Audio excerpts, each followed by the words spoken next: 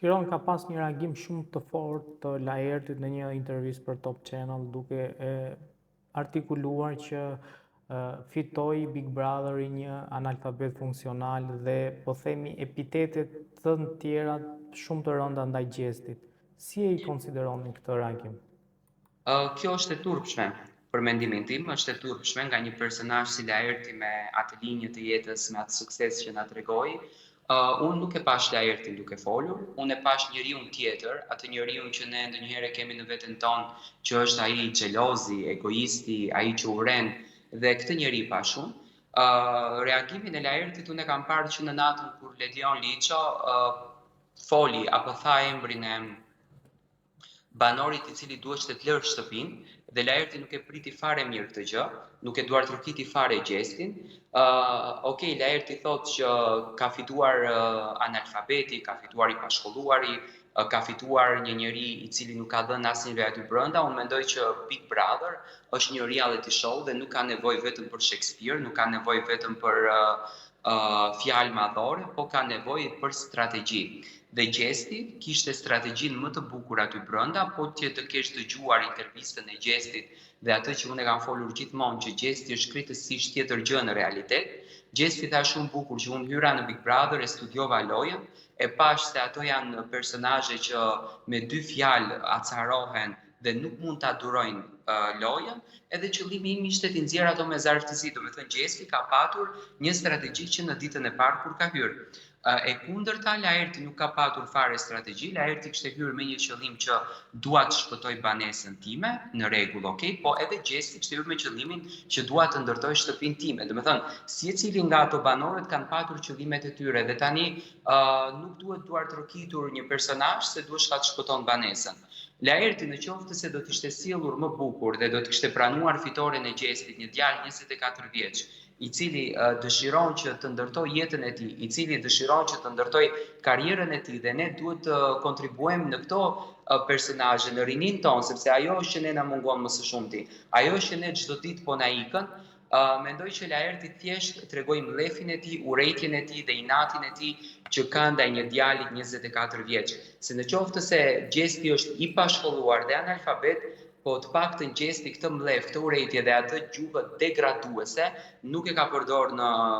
Big Brother, por qoftë edhe jashtë saj, ashtu siç e përdorin këto me shkollë që në fakt tregojnë shkollën, por në realitet fjalët që përdorin janë shumë të ulta. Nuk e prisja nga Laerti këtë qëndrim, jam befasuar, thjesht tregoj edhe një herë që nuk mund të jetë le të themi bashkëpunëtor në një reality show, sepse ishte pak edhe jo koherent me fjalët që thonte, herë thonte që falenderoj produksionin, herë thonte që unë lash shumë gjëra jashtë dhe herë thonte që Big Brother i ndihmoi, herë thonte që nuk futem në Big Brother kur. Mendoj që ishte aq shumë i revoltuar sa që nuk e mendonte mirë se çfarë është duke thënë, sepse nuk ka gjë të keqe se e fitoi Gjesti. Top Channel ndihmoi një djalin që të ketë ngritje në ëndrrën e tij dhe ndihmoi një familje që të ketë një jetë më të bukur dhe kjo nuk është asgjë e keqe. Tiron në informacionet që ke, duke qenë se je marrë shumë, po themi, me lëvizjet, me dinamikat e Big Brotherit, por edhe pas mbylljes së Big Brotherit, a ka pasur një vizitë të Gjestit dhe Eglit në familjen e Gjestit në Pejl? Gjesti ka shkuar në Pavlan, ka shkuar i vetëm, edhe është më se normale që të shkojë i vetëm. Ai ka vizituar familjen e tij për një afat kohor shumë të shkurtër, domethënë thjesht ka shkuar në shtëpinë e tij për të vizituar pas 7 muajsh. Unë mendoj që nuk është e rrugës edhe nuk është akoma koha që Egli do të shkonte me Gjestin në Pavlan. Ka patur shumë reagime për këtë faktin përse Egli nuk shkoi, nuk e do familja, janë kundër Eglit. Unë nuk e mendoj kështu. Unë mendoj që Gjesti kishte të nevojshme një herë të shkon të takon familjarët e tij dhe nga të gjithë fotografitë të cilat janë bërë virale në rrjetet sociale. Gjesti ka takuar familjen më të ngushtë që nuk kupton prindërit, xhaxhallarët, dajallarët, hallat, çfarë ka familje në Pavlan të cilët kanë shkuar ta përqafojnë dhe ta presin në shtëpinë e tij. Dhe Gjesti dhe Egli akoma nuk kanë zyrtarizuar çdo gjë. Unë mendoj që atyre u duhet akoma kohë për ta njohur njëri tjetrin, për t'i dhënë hapësirë njëri tjetrit dhe më pas për të vendosur për momente kaq të mrekullueshme, por edhe momente që nuk ndryshohen shumë në jetë. Dhe mendoj që Gjesti ka bërë shumë bukur sepse për afat kohë shumë të shkurtër, duke e ditur dhe angazhimet që ka në Shqipëri, sepse Gjesti udhtoi natën e së hënës dhe u kthye ditën e së martës, ku automatikisht të mërkurën kishte xhirimin në Portokalli dhe vazhdojnë angazhimet e tjera që sonte ka dhe koncertin apo mbrëmjen në Tiranë, domethënë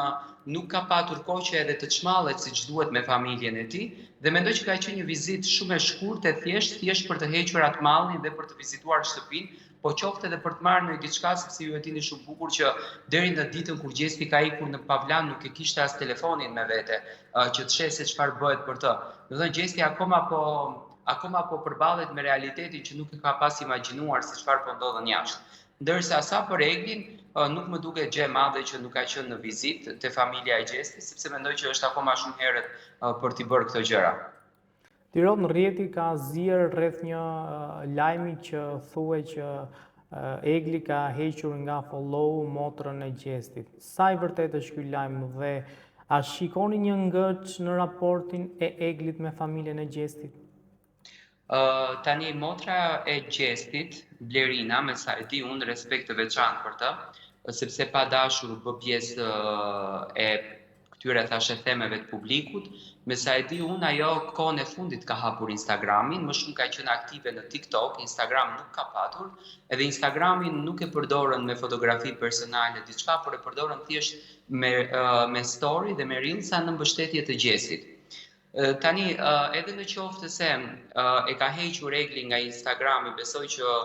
ka bërë një veprim shumë të shpejtë, unë mendoj çdo motër për vllaun është pak xheloze, dhe në këtë rast Blerina duket që është pak xheloze, sheh pak me egoizëm Gjestin, pa marrë parasysh sa kundër mund të jenë familjarët, historitë e dashurive të Big Brotherit kanë dëshmuar që në qoftë se Gjesti e do përzemërsisht dhe i qëndron besnik asaj fjalës që tha në intervistën që kishte me Ronaldo Sharkën menjëherë pas përfundimit të Big Brotherit, që Ronaldo ja pyetën nëse je i dashuruar dhe Gjesti tha jam i dashuruar dhe i qëndron asaj fjalë, unë mendoj që nuk ka gjë në botë që Gjesti mund ta ndalojë dhe familja avash avash mund ta duartroket këtë dashurinë, edhe pse Egli u soll shumë mirë me familjen e tij. Por situata të këtilla edhe mund të ndodhin, nuk ka një fakt që Blerina e ka ndjekur Eglin në Instagram dhe nuk ka një fakt që Egli e ka ndjekur Blerinën në Instagram. Thashethemet janë që Blerina e ka hequr Eglin në momentin kur Egli ka hyrë për herë të dytë në Big Brother. Atëherë Blerina nuk ka patur Instagram, Blerina ka hapur Instagramin duke qenë Egli për herë të dytë në shtëpinë e Big Brotherit. Domethënë kjo mund të rezulton një lajm i rem, por gjithsesi nuk ka një fakt të bazuar për këtë që po flitet. Ndoshta tani nga që po bëjnë këtë kërkimin dhe po e shohin që nuk e ka Egli në Instagram, po hamencojnë në këtë formë. Gjesti dje e ka bërë follow Blerina në Instagram motrën e tij, që kjo nuk kupton që Blerina nuk ka përdorur Instagram më herët.